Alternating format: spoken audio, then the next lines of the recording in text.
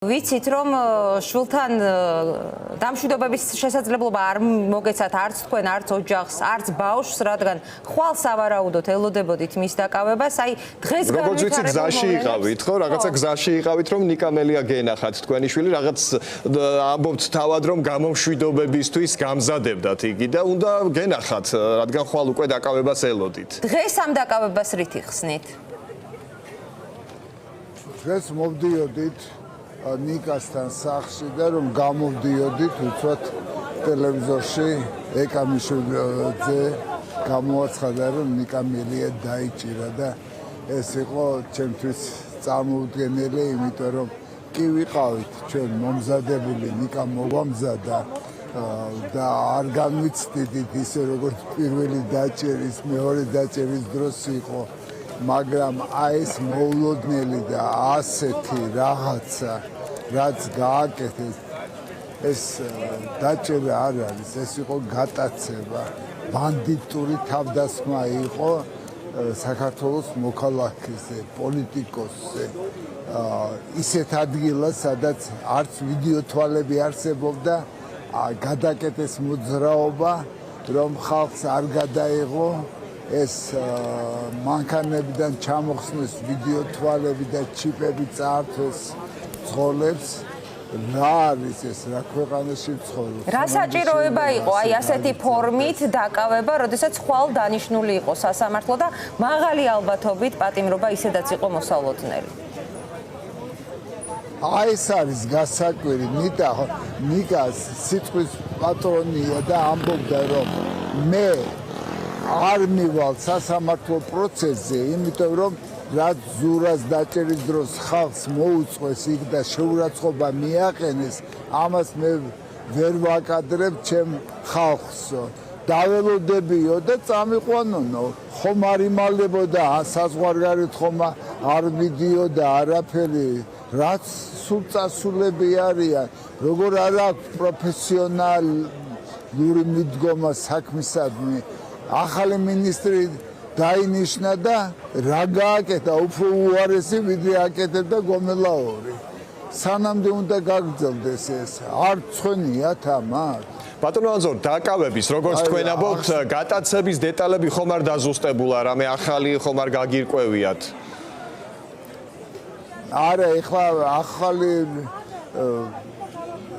ნიკას ეხლა MVD ხომ გამოაცხადა შინაგან საქმეთა სამინისტრომ რომ არ გვემორჩილებოდა, ნიკა მიდიოდა გადაცემაზე, მანქანაში იჯდა და რატომ გააჩერეს, რატომ ობიექტი აქ არისო გადაცა პოლიციელმა და უცბად მოვარდა 100-მდე ადამიანი და დაიჭირეს. რა არის? ეხლა შესულები არიან ადვოკატები და გამოიტანებენ ალბათ, არ ვიცი და ხო, სამართალდამცავი ორგანოს თანამშრომლების სიტყვიერ შეურაცხყოფას ედავება შინაგან საქმეთა სამინისტრო. არ გჯერათ ხომ ამ ვერსიის?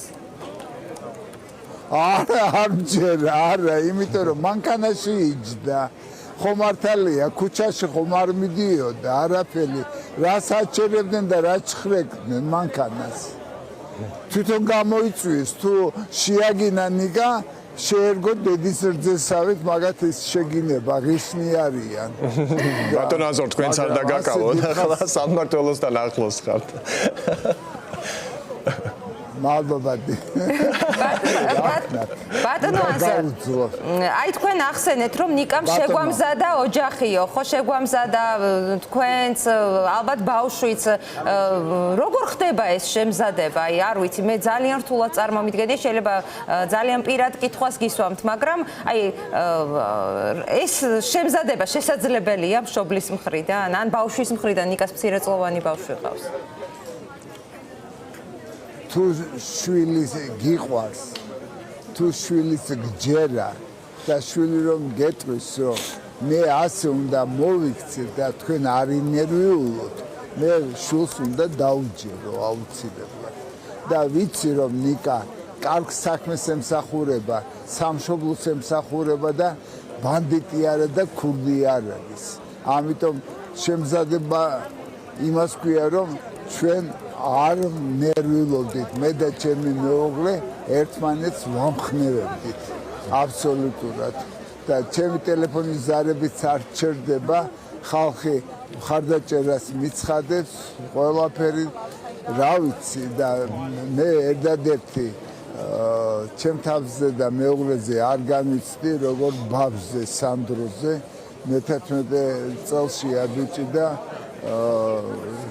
კი მაგრამ ხვალ უნდა დაიჭირათო და დღეს რატომ დაიჭირესო აი ეს შეკითხვა მომცა ბავშვმა და ვერაფერი ვერ უპასუხე ხო ალბათ ნიკა რომ ახლა იყოს ჩვენთან ეთერში აუცილებლად კითხავდი და პერსონალური შეკითხვა, პერსონალური კომუნიკაციის ნაწილს ეხება, მაგრამ მაინც მინდა გთხოვოთ, რისი გასაჯაროებად შეგიძლიათ. აი, რა იყო ნიკას სათქმელი თქვენთან? გამომშვიდობებისთვის სამზადისში. აი, რა არის მისი მთავარი სათქმელი ოჯახისთვის, ახლობლებისთვის? რომ ძალიან მაგრად ვიყოთ. რომ ფაქტიურად ჩვენ გამომშვიდობა ვერ მოვასწარით, დღეს ვაპირებდით შულთან ჩახუტებას, გამაგრებას, ყველაფერი და ორი კვირი წინათ ვნახე და ვქონდა საუბარი, პოლიტიკაზე ვქონდა საუბარი და უთხარი რომ ჩვენ მაგრად ვიქნებით, რაც არ უნდა მოხდეს, შენ არ ინერვიულო, ჩვენ მაგრად ვიქნებით, დედ-მამა თქო უთხარი. და ოჯახს მიგიხედავ და ასეც გავაკეთებ. არ დავდიოდი აქციებზე. ხერხემალი მაწუხებს მეტყვი და აწინახოს მთავრობამ როგორ გამოვალ ყველა აქციაზე რუსთაველზე. ნიკას მაგივრად ვიბლი აუცილებლად. ესე იგი შევხვდებით რუსთაველზე. კი აუცილებლად. თქვენ მცირე ხნით პოლიტიკური გამოცდილებაც გაქვთ ბატონო ანზორ. ხომ არ აპირებთ გააქტიურებას ამ კუთხით ვიდრე ნიკა ციხეში იქნება? პოლიტიკურად ახლა იცით რა არის? ასაკს აქვს ძალიან დიდი მნიშვნელობა. 78 წლის სრულდები და ახლა პოლიტიკაც და ავადმყოფების დღეში რომ 10-15 ავადმყოფს გავსინჯავ, მე პოლიტიკისთვის დრო არ ხრჩება. მაგრამ იცით ამ ხელა ენერგიას ღებულობ თვითონ პაციენტებისაგან, როგორ ეს ნიკას მამა და ეს მიხარია ძალიან. განწყობებს მოკლედ იგებთ მეტნაკლებად. რა იქნება თქვენი სათქმელი პოლიტიკოსებისთვის? პოლიტიკურ დიაგნოზსაც მოგთხოვთ, ასე ვთქვათ. თქვენი ასე ვთქვათ ყოფილი თანაგუნდელი თინა ბოკუჩავა სულ ახლახან ჩვენ ეთერში ამბობდა, რომ ერთიანობაა საჭირო და ის პარტიები, რომლებიც ახლა რაღაცნაირად ისევ მაინც ორჭოფობენ, ცალკე დგომას არჩევენ, უნდა მივიდნენ დასკვნამდე, რომ ერთიანობის გარეშე არაფერი არ გამოვა. რას ეთქვით ყველას პოლიტიკურ სპექტრში, ყველა იმ პარტიას, ვინც ახლა ქართული ოცნების წინააღმდეგ იბრძვის, მაგრამ განსხვავებული სტრატეგიითა და ტაქტიკით?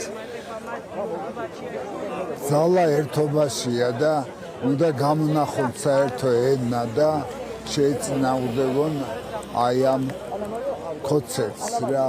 არ შეიძლება ერთი ამბობდეს, რომ მივიღებთ მონაწილეობას არჩევნებში, მეორე არა, არ შეიძლება არჩევნებში მონაწილეობის მიღება. ყველა უნდა დადგეს ერთად და ბოიკოტი უნდა გამოუცხადდეს. ხალხი ცოდვა არის რა, დავიღალეთ უკვე, ლოდინით როდის გადადგებიან ესენი. რა ვქნათ? დიდი მადლობა. ძალა ერთობაშია.